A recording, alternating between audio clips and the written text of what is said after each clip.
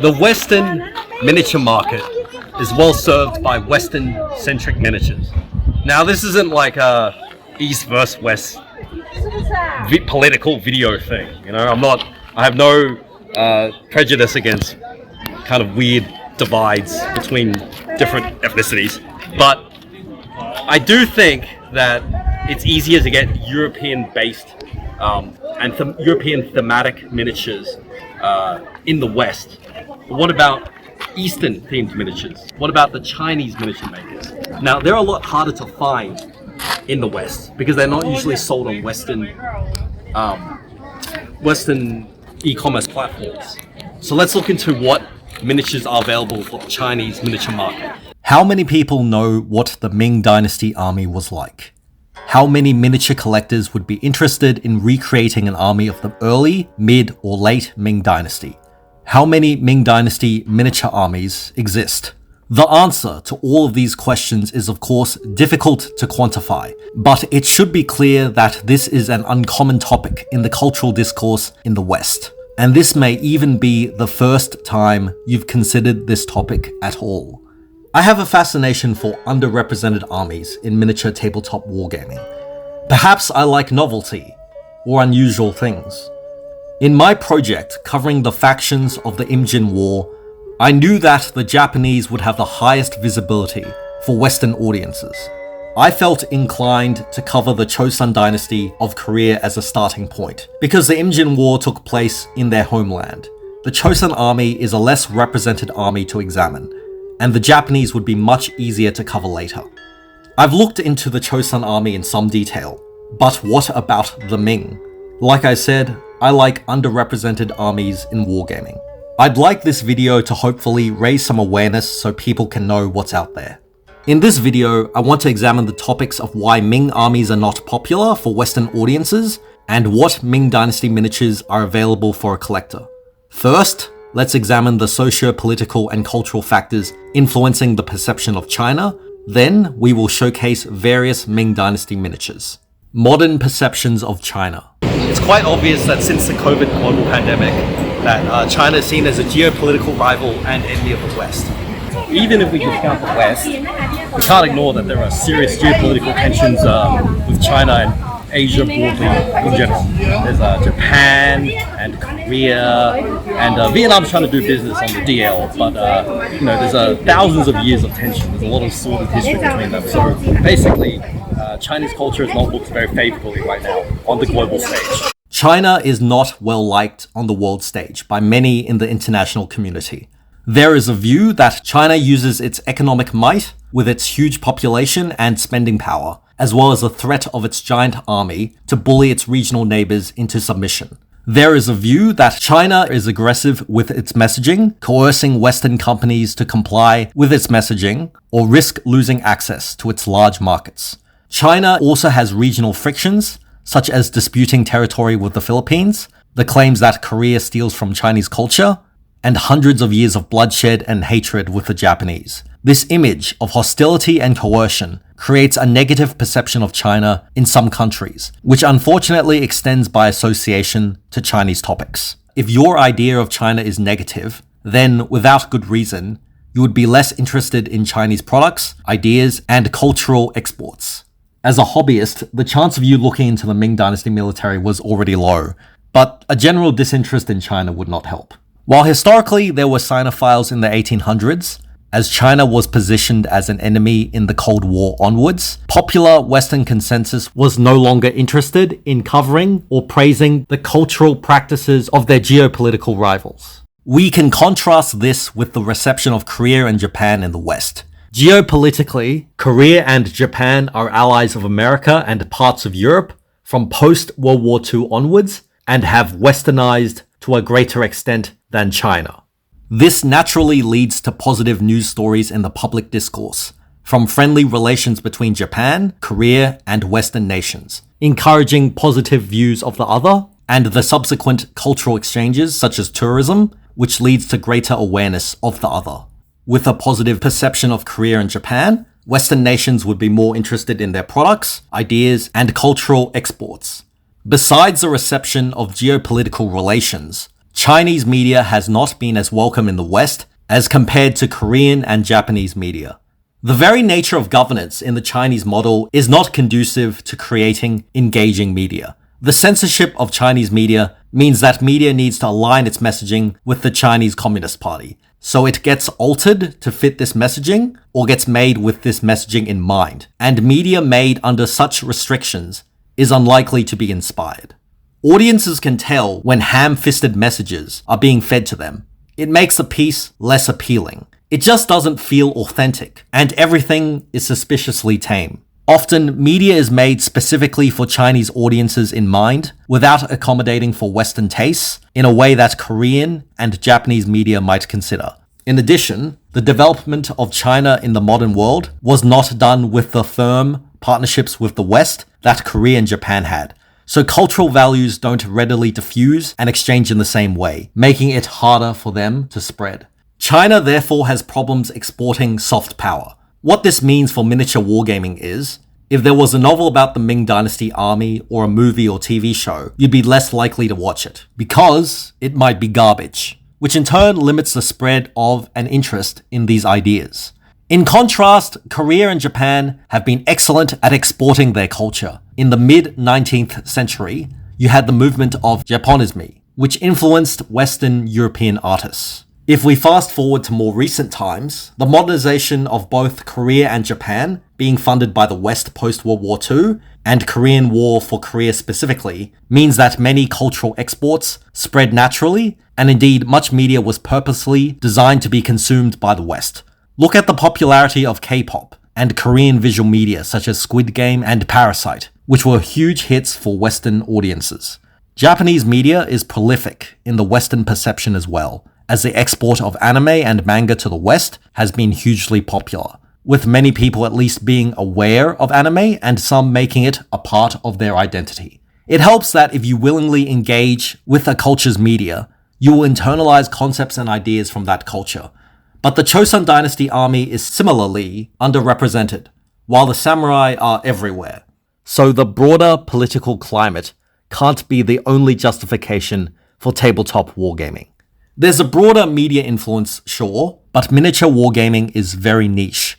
Within my Imjin War project, I contextualize all three armies in the presence of each other. So I think it's important to talk about the samurai and why they dominate Asian representation in wargaming in the West. Using them as an example will then allow me to examine why, by contrast, Ming armies don't have the same attention. The Japanese warrior appeal to the West. There's an obvious frontrunner in terms of popularity for Western audiences, and that is the Japanese armies of the Sengoku period. Why is this? The concept of the samurai, their katana folded 1,000 times, and their warrior code of honor, or Bushido, has captured the imagination of the West for many years. Think of Hollywood films, like The 47 Ronin, or The Last Samurai, or television shows like Shogun, and we can see Western media studios are willing to create stories of feudal Japan for Western audiences. Has this happened for China, or even Korea? No. So why are the samurai popular? The idea of the Japanese warrior has been a core and highly visible part of Japanese society for centuries, unlike its settled East Asian neighbors of China and Korea. While all East Asian societies were familiar with warfare, Japan prioritized and glamorized its warrior class to a far greater degree, with the hereditary office of the shogun being established at the beginning of the feudal period. The temporal power of the emperor was diminished by the competing military dictatorship of the shogunate, the lineage and identity of which was associated with conflict, even in times of peace. By patronage, the samurai would place their peers in positions of power across the country, contesting the influence of the emperor and the civil aristocracy. The military aristocracy, therefore, were a competing branch of power with a martial identity. The warrior was an essential part of the governing power structure in Japan. In addition, though Hideyoshi formalized his separation edict in 1591 to cement the samurai class structure, it existed centuries before in a more flexible, less defined fashion. As such, the warrior class was a core part of Japanese social structures. The importance of soldiers came to the forefront in the Sengoku Jidai, a time of civil war across Japan. Society was militarized, valued arms and martial prowess, and carried their weapons on their person. This was confirmed by European period sources. With the warrior being a key idea of Japanese society, it would be natural to emphasize and export this, and for the concept of the samurai to be visible and therefore increase the chance for it to be popular outside of Japan. In contrast, while China and Korea had military units, elite or otherwise, and legendary martial heroes of their own, they never formed a distinct social structure in everyday life that spanned centuries. And so warriors were not as distinct, visible, or as significant for their cultures. Professor Choi Byung-hyun stated in an interview with the Korea Herald that, quote, "Generally speaking, in East Asia, heroism refers not to warriors but scholars. Western heroes such as Achilles, Odysseus, Caesar, and Napoleon were warriors who fought for fame and honor. In contrast, in the East, classic poetry sings of the virtues of sage rulers and scholars. Japan took the sword, unusual for Asian tradition, and Chosun fought with the brush. At first, the brush was helpless, but it eventually prevailed." End quote. Perhaps the glorification of the samurai in Western media is an echo of the tradition of Western heroes being warriors as well, leading to a more popular reception because of preconceived notions of what heroes are. The foundation of the Japanese warrior class being visible and distinct was fertile ground for development into a core icon for the Western perception of Japan. An important figure for this was a Japanese Christian political scientist and writer named Nitobe Inazo. After spending at least a decade of studying overseas, Nitobe became worried that Japan was underdeveloped when compared to the Western powers. He decided to disseminate the idea that Japan was a cultural and spiritual peer to the West. Taking notes from European concepts of chivalry and Christianity, he published a book called Bushido, The Soul of Japan, in 1899 in English, and he was unaware of the academic discourse of the time, so he believed that he invented the word of Bushido, even though it was already being used by some Japanese historians. The concept of Bushido was broadly disseminated only after 1900 and was explained in his book to appeal to foreign audiences by drawing parallels to European chivalry and overemphasizing the moral aspects of Bushido. Indeed, the book was published in English for 9 years before it was translated into Japanese. This book was very influential in the West, but he was criticized by many of his Japanese peers back home for its inaccuracies. Thusly, even from these early days, Japan made a particular effort to glamorize the samurai warrior class, which helped ingrain its image to Westerners. This positive reception would continue to be built with the importation of influential samurai media. The Kurosawa films were well made and well received and featured the samurai.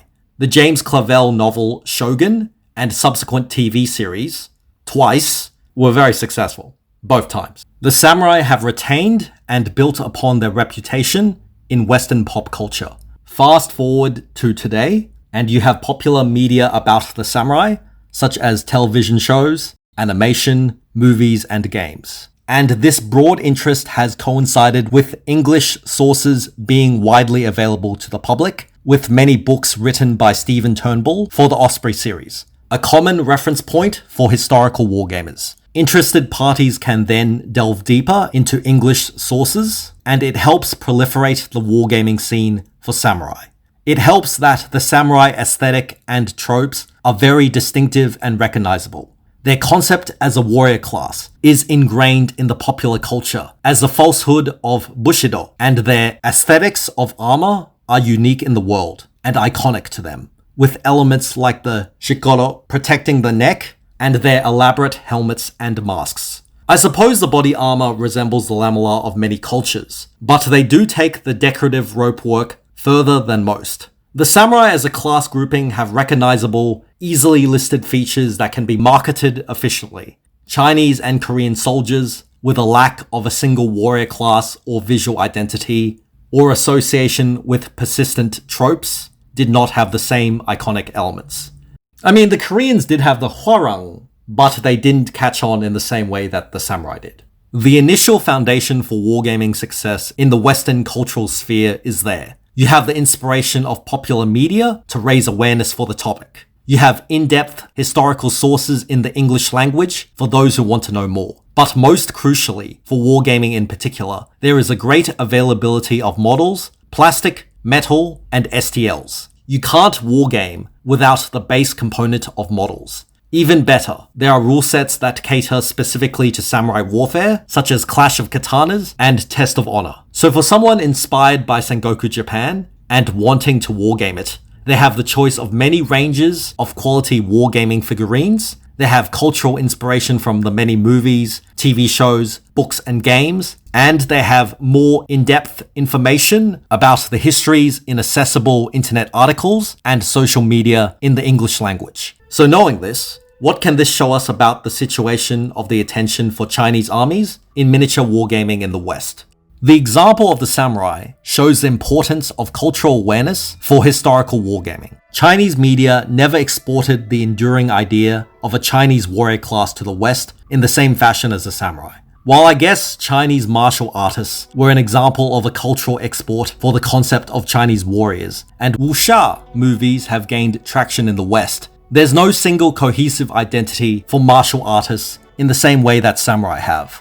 Martial arts feature many different time periods and styles, and focus on individuals or a small band, not a warrior class. Not to mention the fantasy element that may disinterest the historical purist. For martial arts, there is also no concept of armies that would fit tabletop historical wargaming at scale. If we look at warriors in terms of conflicts rather than a group or a class, there are still no dominant Chinese settings in the awareness of Western pop culture. While settings like the Romance of the Three Kingdoms exist, it is far more of a regional popularity within Asia rather than the West. Existing Chinese concepts of warriors have not taken hold in the Western consciousness as well as samurai have, because the exportation of the idea was not as successful or popular, which could be for any number of reasons, such as geopolitical tensions, the nature of Chinese media being censored, designed for domestic audiences, and not crafted to appeal to Western tastes specifically, and the lack of a cohesive warrior identity that would be iconic, recognizable, and memorable. Without this, it's harder for miniature wargamers to be inspired to recreate historical Chinese conflicts. There is also less academic interest in the history of Chinese warfare in the West when compared to Sengoku Japan. There are no equivalent Osprey books for Chinese armies, and the ones that exist are outdated and singular, whereas the samurai have multiple books covering them. Basically, Chinese miniature armies suffer from a lack of attention and awareness. Not being in the cultural discourse disincentivizes miniature companies to make armies, as they may not even be aware of their existence, or they may question the financial wisdom of making such a range. As such, there are very few miniatures representing Chinese armies on the market, and miniatures are the basic component for miniature tabletop wargaming. That is why Chinese armies on the tabletop are so rarely represented. The models. Comparatively, few Western companies make models depicting Chinese subjects because of cultural distance and lack of market demand. However, did you know that China has its own wargaming scene and its own companies? These domestic companies, much like the media in China, cater to their own market and therefore make Chinese miniatures for Chinese tastes. I want to bring awareness of these miniatures to English-speaking audiences as well, and note their features and their historical inspirations. I'll be covering various Ming Dynasty models in 1/72nd scale, mostly of the mid-Ming Dynasty, to show what companies are making great Ming models and why they are useful. I want to start with Hagen Miniatures, because they are a European company, and so are easily accessible for people watching this video. Hagen Miniatures are based in Germany and produce many miniatures in 1/72nd scale. Their original mission was to create exotic figures in 1/72nd, which they thought other companies would never produce, and I think that's a very admirable goal. Their Ming miniatures were sculpted by the late Leonardo Giulia Torricini. Okay, frankly, some of the range is not really the most useful for someone trying to make a typical, historically accurate Ming army. There's a lot of royal guard type units. He has the emperor and his court and his generals. I believe at some point northern garrison troops were available, but they are no longer available on the web store. It appears that he wanted to make a range that was reflective of the capital generally, but the royal guard units are based on inaccurate references.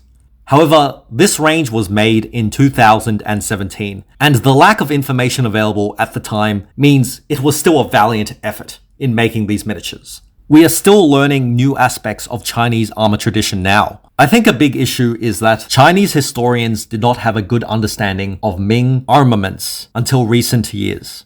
There is no living tradition of armors like in Japan. Here we have the Ming Imperial Lifeguard Set 1. This is based on a chainmail wearing Imperial Guard, originally an action figure from Kongling Ji. These models are essentially Jin Yi Wei wearing chainmail. The Ming Dynasty did have mail armor, but it was uncommon and exotic, one of the rarest armors from the Nanjing garrisons. Chainmail did experience more usage due to the Mongol conquests. However, we lack the pictorial sources to show how it was used historically. These troops do not necessarily have to represent royal guard, as their robes have no sculpted designs and their shape follows normal patterns, and could conceivably be Wanling Shan or Wanling Pao. Perhaps these troops could represent very unconventionally equipped soldiers as well as royal guard, given our lack of concrete historical evidence. Here we have the Ming Lifeguard infantry fighting. They all appear to be wearing a parade armor worn by the Wanli Emperor. This type of lamellar armor would not be worn by low-end infantry by the Imjin war time frame, as it was too expensive. This appears to be a tegulated armor, similar to those worn by Gokxingyas, Iron Men. The gold discs are probably decorative, given the material. Given the expensive and ornamental nature of this armor that was modeled specifically on the Emperor's armor, this unit would not be historically accurate. Hagen Miniatures decided that even if there was no historical evidence for this unit, they liked the design of the armor, so they made it anyway. Which is perfectly fine, but note that while this armor was worn by the Emperor, there is no evidence that it was mass-produced for a unit. These heavy spearmen wear neckerchief coverings on their shoulders, which was worn by Ming soldiers to reduce friction between the aventail and body armor. Neckerchiefs became less common the longer the Ming Dynasty went on. You can see evidence of mirror armor on their lamella, which is fine. It is difficult to tell whether this is front or side opening lamella, neither of which low-end infantry would be equipped with by this mid-Ming timeframe. We have no evidence that a hexagonal shield existed during the Ming Dynasty, as hexagonal shields disappeared after the Tang Dynasty. The Ming Dynasty Musketeers Set 1 are perfectly fine historically.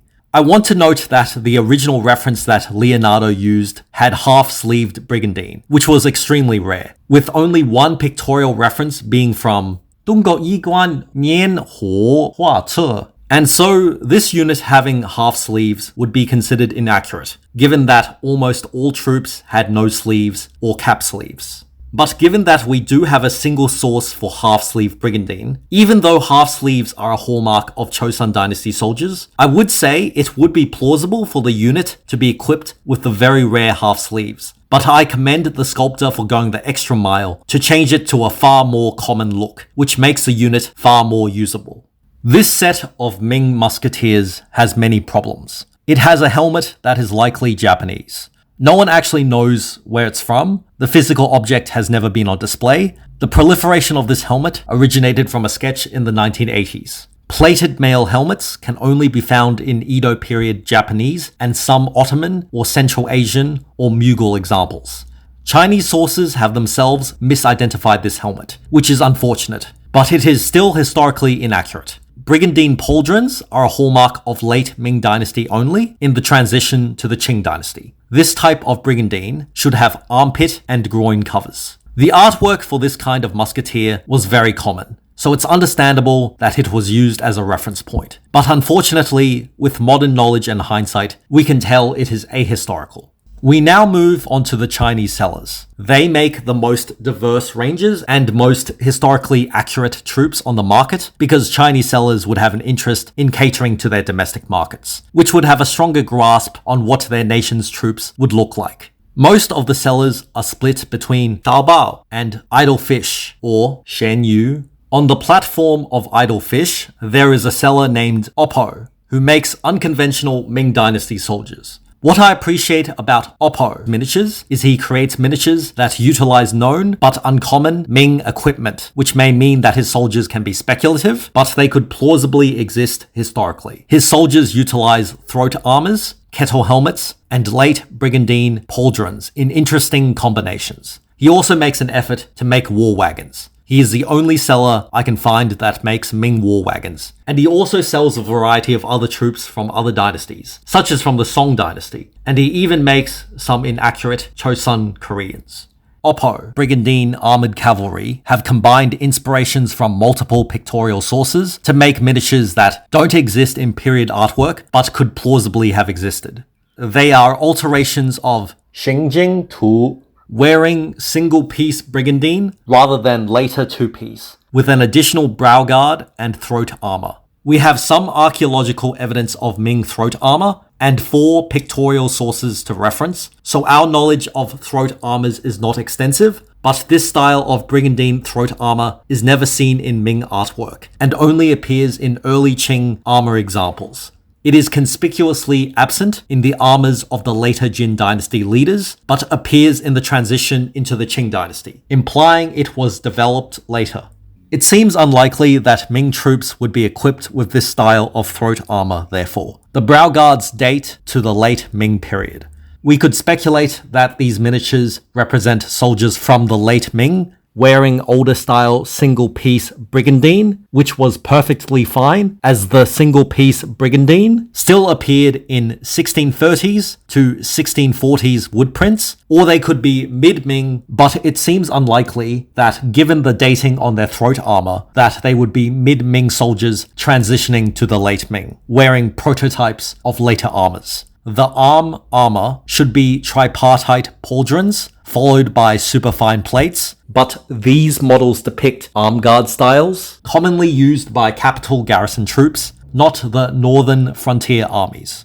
Oppo's mountain scale armor has an accurate depiction of mountain scale armor, but in reality, mountain scale armor was not actually made of metal or used in combat. They look very cool, but were essentially ornamental. We have never found any evidence for metal mountain scales. The only uncovered evidence in the shape are stamped leather or painted on. According to current research, it is probable that historical mountain scale armor for combat use was a type of cusped lamellar armor that fell out of favor after the Song dynasty. Kettle helmet elite cavalry sculpts are a combination of parade armors from Chu Jing Tu and Ru Bai Tu with a kettle helmet. We have no examples of kettle helmets with any type of dragon pattern. Other than the minor issue of historical accuracy with the dragon, this can be used to represent some elite subset of border garrison cavalry. 绝对零度工作室 Absolute Zero Studio on Idle Fish is a relatively new creator on the scene, starting with a deluge of classic Ming models, such as sculpts from the northern garrisons and from the Royal Guard. As he expanded his range, his newer models tended to imitate action figures from Konglingji. It is easier to just imitate than to do historical research, but it does mean that your historical accuracy will suffer. Recently, he's been doing more figures around folk heroes from many of China's dynasties. Absolute Zero Studios' Ming generals have very ornate armors to represent the leaders of a Ming force. We have covered the historical implications of mountain scale armor already. The general with the half outer robe is plausible. The general with the war mask is based on a Feng Toys action figure of Li Qiangliang, commander-in-chief of the Liaodong army. The use of cataphract-style shoulder pads atop the segmented arm guards is very unusual. This general's helmet may have a cloth aventail, which is commonly depicted upon kettle helmets, and may be a simplification of a hood placed under helmets for artwork. However, it is lined with fur, which makes it far more likely to be depicting a standard scale aventail to match his armor. But the scale armor is not modeled on the aventail. The sculpt is also wearing a war mask, which would be very rare, with some notable users in the Ming army being the 16th century Shenji Yang and Gokxing Ya's Iron Men. The armor is modeled from Chu Jing Tu and Ru Bi Tu, with the Wan Li Emperor being directly inspired by the painting. The horse armor appears to be lamellar, appropriated from a Song Dynasty painting, which depicts numerous mirror armors on the barding. There are various examples of late Ming barding with less coverage, as horse armor was extremely rare. Absolute Zero Studios' Ming Musketeers are not very historical. While the uniform was standard, many of its accessories have issues. They are inspired by action figures made by Kong Lingji. Regarding the helmet finial, the short nub-like spike is only mounted on top of other existing decorations and was not standalone. A horsehair tassel or flags would be more suitable. The Ruyi decoration on the helmet was exceedingly rare. It wouldn't make much sense to issue such decorative equipment for ordinary soldiers. The helmet itself is very widespread, with the earliest examples from the Song Jin dynasties. There is no evidence that these type of half-forearm segmented vambraces existed in the Ming Empire. Absolute Zero Studios' lamellar-wearing southern soldiers are based on Kong Lingji action figures, which are themselves poorly researched. Lamellar armor is very rarely used after the early Ming. Brigandine was both cheaper to manufacture and maintain. Lamellar might only be for some officers, but the expense would restrict it to higher officials, meaning that these sculpts could represent high-ranking commanders, but they are equipped like common soldiers with their shields. The intention of the sculptor was to clearly represent them as squad-level officers or soldiers. 纸模式 or paper magicians models on TaoBao are considered to be some of the best in the market for 1/72nd Ming Dynasty models. They have great detail, there's a lot of variety, and they are well researched, taking their inspirations from Chinese period art. While Paper Magician focused on the Ming Dynasty initially, the store has branched out to the Song Dynasty and the Great Jin Dynasty. This store is one of the oldest still trading for Ming Dynasty models as well, which is testament for the desire of their products and the quality of their craft. Paper Magician's pikemen have scale armor coats, which were usually reserved for the commanders and the royal guard. While scale armor was used in the north, it would not be practical to equip line infantry in such expensive gear. However, their helmets are mismatched. In most Ming artworks, the aventails of the helmets should match the texture of the armor. There are some examples of Imperial Guards wearing brigandine with scale aventail helmets, but not the reverse. However, in this painting, 平凡的圣徒, there are northern troops equipped in a similar fashion. It could be lamellar armor, but it could also be scale armor. These troops appear to be elite. They are possibly officers or honor guard, and could possibly be jia jiang or housemen. These troops could represent upper tier capital garrison troops, including royal guard, with unusual helmets, or upper tier northern border garrison troops. Paper Magician's cavalry miniatures have a direct inspiration from the painting 平凡的圣徒. They are very accurate representations of Ming border garrisons, but the sculpts omit the throat armor shown in the painting, which is fine as throat armor was not standard. The side splits and back flaps are accurate. The side splits are shown in Chu Jing Tu and Ru Bi Tu. The back flap can also be found in brigandine, according to woodblock prints, but there are 0 surviving examples. Paper Magician's Ming archers are unsuitable for anything past the early Ming. They are wearing Liang Jiang Jia lamellar armor vest. It was used by the rank-and-file Song Dynasty infantry and rarely by the Ming Dynasty. This double-sided type of lamellar armor was gradually replaced by front-opening brigandine and lamellar in the mid-Ming Dynasty. These figurines have the option of coming with Song Dynasty quivers and bow bags or Ming Dynasty quivers and bow bags, so it seems like Paper Magician originally designed these figures as Song troops, but also wanted to expand and sell them as Ming troops.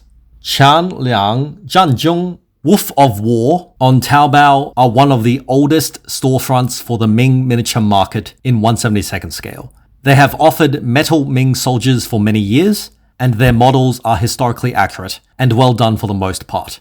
They are the only seller I have found that have offered Southern Army troops as a whole unit for sale, and it is clear the owner has tried to do their research from historical visual sources and not action figures. Wolf of War cavalry leaders are modeled after parade armors from Chu Jing Tu and Ru Bi Tu. Border garrison troops would not have phoenix wings, according to pictorial references.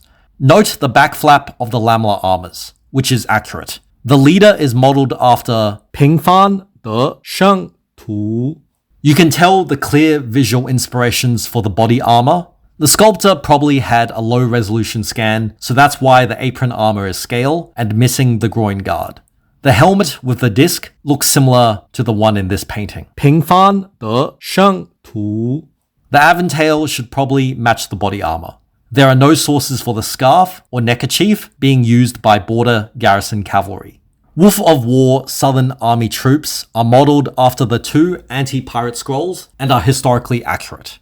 Textual sources suggest that these soldiers are probably Tusi soldiers, such as the Langbing or Tubing. Tusi soldiers are the most common depiction of southern Ming troops by far, but represent ethnic minorities in southern China rather than a standardized uniform that can be generalized for all southern troops. Most companies do not wish to do in-depth research on southern soldiers and are happy to just depict the visual reference from the anti-pirate scrolls. The Wolf of War spearmen are modeled from parade brigandine armors from Chu Jing Tu and Ru Bi Tu. However, they closely resemble the soldiers from this scroll depicting ordinary Wei Suo soldiers from Shaanxi and Sichuan provinces, equipped in the same manner, just without the multicolored tassels.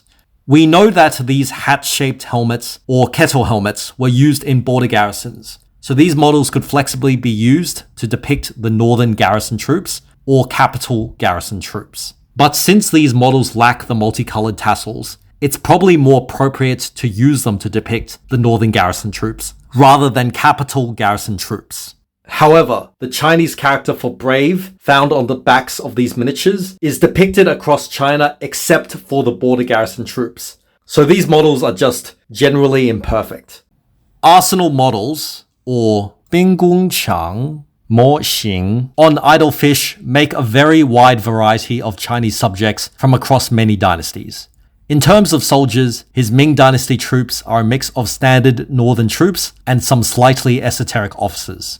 They offer a nice amount of variety for the Ming miniature collector. Arsenal models Ming commanders combine separate paintings to create speculative miniatures. The helmets are modeled from known pictorial references with a small trident finial. While tridents combined with other ornaments did exist for mid-Ming officer helmets, the trident and tassel combination is late Ming, as shown in this painting. The cape for the mounted model is ahistorical. The body armor is a two-piece, fur-trimmed, sleeveless scale waistcoat, and a separate apron-like embroidered armor with a groin flap. The original painting has a square neckline, no arm guards, no mirror armor, and a different type of belt. The pauldrons on the arm guards are modeled incorrectly. They look like scales. Mirror armor, or hu xing jing, are usually worn in a set of two, one in front and one in the back. However, they could also be attached to other parts of the body, so they look plausible. This armor is representative of very high-end armors, worn by border garrison officers from the early 16th century. This sculpt's apron side flaps are depicted poorly. They're as long as brigandine, but you can see the figure's robe beneath is pleated, so the intention is to copy the armor from the artwork. It is a common interpretation that the side flaps are brigandine, so that is fine. But they are too long, and the shape is too rectangular. Perhaps the model could feasibly be passed off as wearing a scale waistcoat over brigandine. So those are a selection of popular vendors and their models in the 1/72nd scale Ming Dynasty models market. This is not an exhaustive list. There are other vendors and other models, but the covered examples should give you a taste of the possibilities out there when starting a Ming Dynasty army in 1/72nd scale. How does the Chinese e-commerce scene work?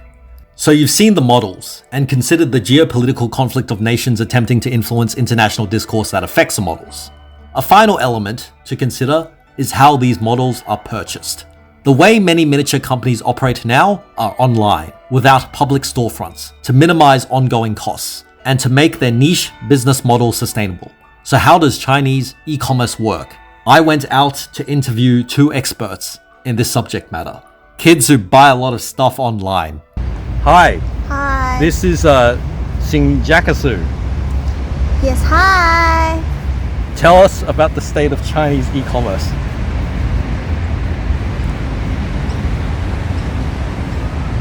I think what our audience wants to know in our discussion of Chinese e-commerce, what kind of apps what does the average Chinese person use in China? Like TaoBao, like what is it? Yeah. TaoBao. That's it? Is there nothing else? Like you wanna hear the English version of it or Chinese version? Both. Just give us both. Okay. Like the one you use. The Chinese version is 闲鱼, which English is like free fish. It's how people sell their second-hand products. So it's like eBay, but for China. Yeah, but eBay is like not only second-hand, right? Yeah, it's but also new hand. Lazy fish is only, I think. You said free fish. Free fish. Okay, free is fish. the only, I think. Free as I in think like it's a fish which is free to swim? No, it's free doing nothing. Like too free. Oh, too free. Too much free time. Free time, like some piece of shit fish. No, is it like actually? Yeah. Yes. Yeah. Okay. Like the Han. I don't know Chinese. Cantonese Han. Oh, I don't know that either. But let's go. Let's keep going with this. Okay. So yeah, and also similar to TaoBao, there's like you know the TikTok, the version, the Chinese. Douyin? Yes. You can buy things off there. Yes. Now they are like having a delivery on TikTok. Oh, okay. Like Douyin. Oh, okay. It's like it's a new market. Okay. It's like we have Uber Eats here. Yes. They're gonna have kind of Uber Eats in TikTok. Oh, okay. Which is so it's weird. mostly food. Yeah. So TaoBao has like the Douyin has taken some of the e-commerce Market. Yes, okay. from TaoBao. Yes. So TaoBao used to be the biggest one, Yes. but TaoBao Douyin used is to now. be really But Douyin big. is mostly And like also- food and beverage. No, and drink. Douyin is no. Oh, Douyin is like not food and beverage. everything. Yes. Oh, okay. Because they can film the video and also selling the product through the video. Oh, I see. So I it's see. more easy Yeah. than TaoBao. Instagram was trying to do something similar. So it's like they show you the product, so you can see the product, but there's also a link to buy the product in the Yes. thing. So it's like you always see like it and you can buy it. yeah. Like, Like this way will be easier all the time. oh, okay. And also not only TaoBao, not only Douyin took the market, also Pinduoduo. Do you know Pinduoduo? It's No, like explain what Pinduoduo is. to Pinduoduo the is camera. like it's really cheap. All the products on there is really cheap, but maybe the standard is not as good as TaoBao. Okay. But some of people will like choose like But it's still new stuff, so it's not like free fish, which is secondhand. no, it's all new. Okay. And like phone case, you don't need how precious, like how gorgeous it is. Yeah, you don't but, care. You just but need some people will film kind of video to compare the difference between Pinduoduo and the TaoBao product, Okay. which is they look the same on the introduction. Yep. But when they buy it, Yeah. they can see the difference. The actual standard. reality from the but pictures, yeah. but the price is really different as well. I see. But some people may not care. But so that the Pinduoduo took the market as well. Okay. So, Yes. but it's mostly the most popular is TaoBao. Then Douyin, and then Pinduoduo, say, is the most. Number 1, 2, and 3. Yes. Well, that was a very exciting discussion. But do you have any examples of TaoBao's famous Chinese miniature designers? I have that! Okay, all right, now they can't see it. You have a cool phone. Thanks. Anyway, so this is an example of a miniature which I think is quite cool. What do you think of this?